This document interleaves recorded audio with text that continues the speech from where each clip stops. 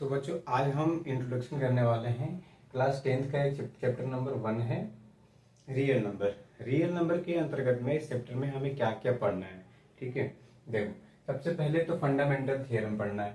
Fundamental theorem दो types की हैं जिनके दो पार्ट में डिवाइड किया गया है। फंडामेंटल थ्योरम क्या क्या है, देखो पहली थ्योरम ये कहती है कि every composite number can be expressed यानी factorized as a product of prime and its factorization is unique.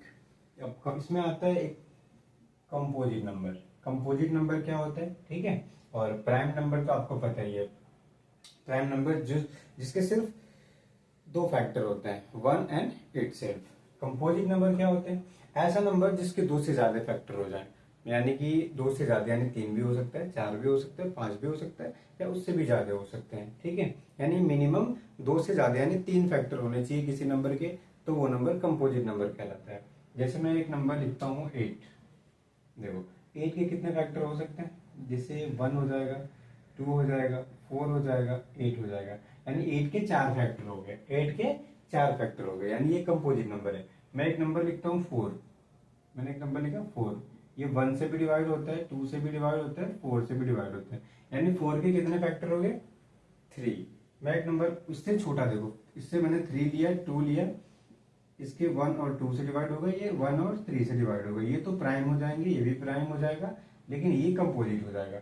अगर आपसे कोई पूछता है कि स्मॉलेस्ट कंपोजिट नंबर क्या है, तो आप बोलोगे 4, क्योंकि 4 से छोटा कोई भी कंपोजिट नंबर पॉसिबल नहीं है जो कि पॉजिटिव हो। नेगेटिव की बात नहीं कर रहा हूँ, ठीक है, पॉजिटिव कंपोजिट नंबर। ठीक है, इसके बाद 8, 6 भी हो सकता है, क्योंकि 6 के कितने कौन कौन से फैक्टर हो सकते हैं, 1, 2, 3 और 6, यानी 6 भी एक कंपोजिट नंबर है। यानी ऐसा नंबर जिसके दो से ज्यादा फैक्टर हो, यानी कि तीन से मिनिमम 3 फैक्टर हो, ऐसे नंबर्स को क्या बोलते हैं, कंपोजिट नंबर। ठीक है, तो ये कह रहा है कि ऐसा कोई भी कंपोजिट नंबर है, ऐसा कोई भी कंपोजिट नंबर है जिसको हम फैक्टराइजेशन के रूप में लिख सकते हैं, और वो प्राइम फैक्टराइजेशन के रूप में हो सकता है। कैसा हो सकता है ये प्राइम फैक्टराइजेशन, एक सेकेंड, कैसा हो सकता है, प्राइम फैक्टराइजेशन हो सकता है।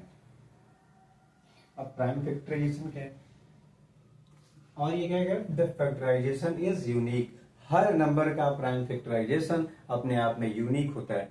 किसी भी दो नंबर का प्राइम फैक्टराइजेशन एक जैसा नहीं हो सकता। चाहे कोई भी नंबर ले लिया, मैंने देखो 6 ले लिया, 6 को क्या मैं लिख सकता हूँ, मैं 2 इंटू 3 लिख सकता हूँ, ये दोनों प्राइम नंबर है। देखो मैंने 1 लिया, नंबर 8 को मैं लिख सकता हूँ 2 इंटू 2 इंटू 2, यानी ये हो जाएगा 2 की पावर 3। देखो ये और ये दोनों का प्राइम फैक्टराइजेशन अलग है। मैंने एक नंबर लिया, थोड़ा बड़ा नंबर लेता हूँ 32 को भी मैं ऐसे फैक्टराइजेशन करूंगा, तो 2 इंटू 2 इंटू 2 इंटू 2 इंटू 2, देखो 2 टू जा 4, 4 टू जा 8, 8 टू जा 16, 2 जा 32, यानी 2 की पावर 5 अलग हुआ। मैंने एक नंबर लिया 40, इसको 2 से डिवाइड करेंगे 20 हो जाएगा, फिर 2 से करेंगे 10, फिर 2 से करेंगे 5, फिर 5 से करेंगे 1, यानी इसको मैं लिख सकता हूँ 2 की पावर 3 इंटू 5।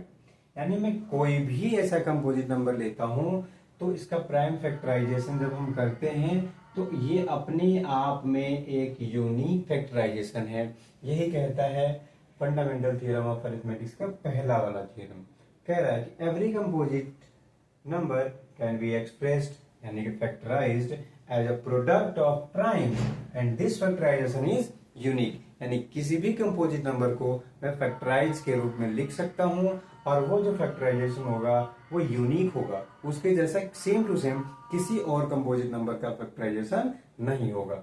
हर नंबर का अलग अलग फैक्टराइजेशन है। ठीक है, ये कहता है पहली वाली थ्योरम। इसमें क्वेश्चन भी हैं बहुत सारे, मैं एक्सरसाइज जब कराऊंगा तो मैं बताऊंगा। ठीक है, अभी मैं ये बता रहा हूँ कि क्या है इस चैप्टर में। फर्स्ट थ्योरम है, इस पे क्वेश्चन रिलेटेड है, कोई एक्सरसाइजेज में दी गई है, मैं वो भी आपको कराऊंगा। ठीक है, अब आती है थ्योरम नंबर 2। ये कह रहा है कि late P be a prime number, let P be a prime number if P divides A square. If P divides A square, then P divides A, where A is a positive integer.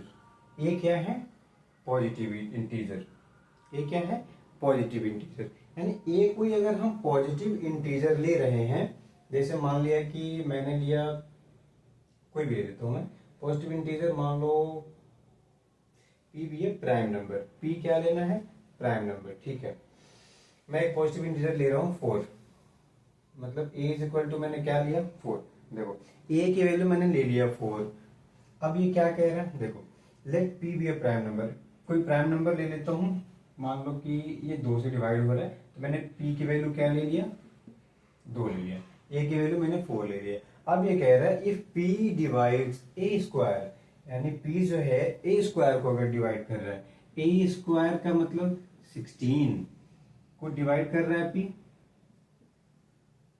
यानी कि 2 divide कर रहा है, यानी ये आ गया 8 divide कर रहा है ना, कि यानी p जो है वो a स्क्वायर को क्या कर रहा है, डिवाइड कर रहा है। तो ये क्या बोल रहा है, if p divides a square, अगर p a स्क्वायर को डिवाइड कर रहा है देन p डिवाइड्स a, तो p जो है वो a को भी डिवाइड करेगा। देखो a इक्वल टू क्या है 4 है, p इक्वल टू क्या है 2 है, तो ये इसको क्या कर रहा है, डिवाइड कर रहा है। इसके कहने का मतलब ये है कि ऐसा कोई प्राइम नंबर लेते हैं, ठीक है, अगर वो प्राइम नंबर कोई एक इंटीजर लेते हैं, कोई पॉजिटिव इंटीजर, उसका स्क्वायर को अगर डिवाइड कर रहा है तो उस नंबर को भी डिवाइड करेगा।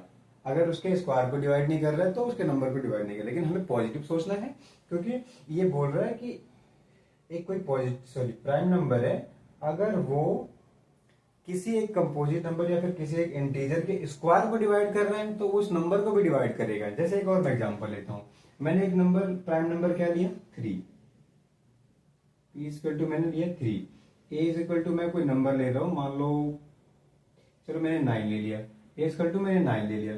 तो अगर 9 का स्क्वायर अगर डिवाइड हो रहा है 3 से, तो 9 भी डिवाइड होगा 3 से। कहने का मतलब ये है 9 का स्क्वायर अगर 3 से डिवाइड हो रहा है तो 9 भी डिवाइड होगा 3 से। अगर मैं कोई नंबर लेता हूं 10, 10 का स्क्वायर अगर डिवाइड हो रहा है 5 से, तो 10 भी डिवाइड होगा 5 से।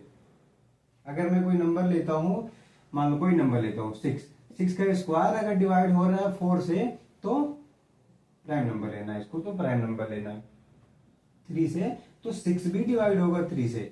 यहां पे कहने का मतलब ये था कि अगर किसी पॉजिटिव इंटीजर का स्क्वायर अगर प्राइम नंबर से किसी से डिवाइड हो रहा है, इसका मतलब ये है कि वो नंबर भी उस प्राइम नंबर से डिवाइड होगा।